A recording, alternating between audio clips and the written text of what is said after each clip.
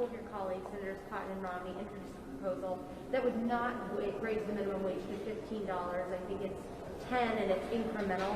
Is that something that you guys would support? Is there room for negotiation on a proposal like that?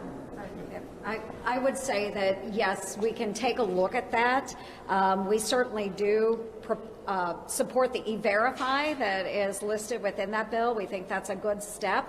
But again, measuring what is right for individual states, because I'm like Wyoming and Kansas and South Carolina, they're in Iowa. What may work in New York or California may not work in Iowa. So I still think we can find a way to raise the federal minimum wage. That should be a discussion point. But I push it back to the governors, and we really should allow those states to determine what is best for them.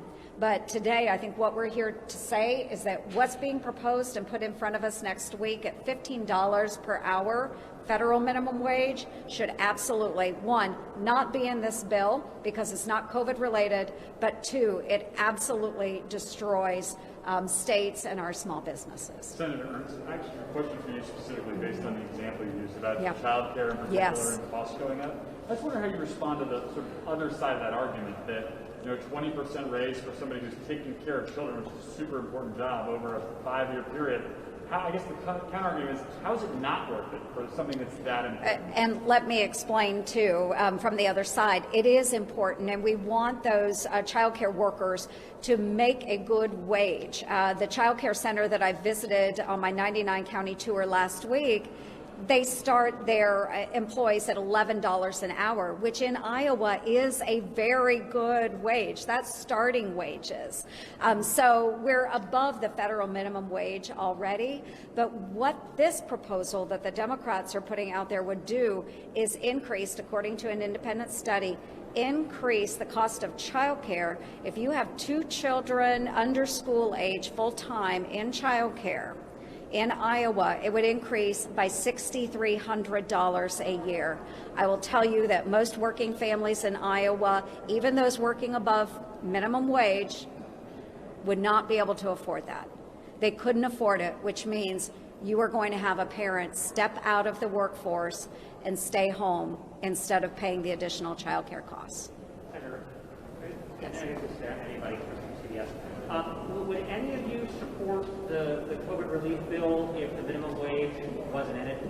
No, I wouldn't. I'm sorry, but it also includes bailouts for cities and states. And I'm not going to ask my Iowa taxpayer, when our state legislature just passed a status quo budget, our cash reserves are full. I'm not going to ask the good budget-minded folks of Iowa to send their taxpayer dollars to states and cities that can't manage their budgets. I understand there are certain localities that have been hit hard by COVID, but that's what a COVID package should do, is be very tailored. There's a lot of liberal wish lists in this package. $1.9 trillion is astronomical. And when you're doing it in a partisan fashion rather than deciding you're going to work with the other party, it's absolutely wrong, and I would not support it. We have to come together on this. We've done 5 packages already in a bipartisan manner. That's what we want to do, is work together and be responsible in what we're spending, focused on COVID recovery. One of the other pieces of legislation that Democrats are wanting to pass is the Equality Act, and many of them that are against it say that it's more than just an attack against women and girls' teams, but it's also possibility of lawsuits in churches, things like that. Can we get any of your reaction on the Equality Act?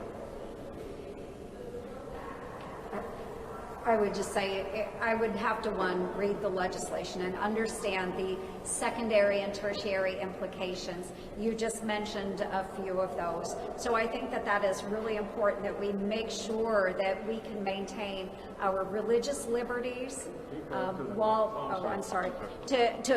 we need to address religious liberties while also maintaining the opportunity for everyone to be successful in our great country. Thanks, everyone. Thank you.